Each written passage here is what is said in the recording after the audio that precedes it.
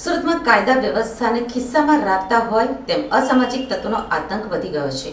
પોલીસને પડકાર ફેંકનારા આરોપીએ થોડા દિવસ અગાઉ ઘાતક હથિયારો સાથે સલાબતપુરા વિસ્તારમાં વાહનોમાં તોડફોડ કરી હતી, જેથી રાયોટિંગનો ગુનો પોલીસે દાખલ કર્યો હતો. બાતમીના આધારે નાસ્તા ફરતા આ ગુનાના આરોપીને ઝડપીને કાયદેસરની કાર્યવાહી હાથ ધરી છે. સલાબતપુરા વિસ્તારમાં ગત 25મી એપ્રિલના રોજ રાત્રિના સમયે 11 વાગ્યાની આસપાસ સમીર ઉર્ફે અગ્નિપથ, રશીદ શાહ સહિતનાએ ભેગા મળીને હાથમાં હોકી સહિતના ઘાતક હથિયારો રાખીને તોફાન કર્યું હતું. આ ઘટનાના દ્રશ્યો સીસીટીવીમાં કેદ થઈ ગયા હતા, જેથી પોલીસે ગુનો દાખલ કરીને આરોપીને ઝડપી લીધા હતા. જોકે સમીર પોલીસ પકડથી દૂર હતો.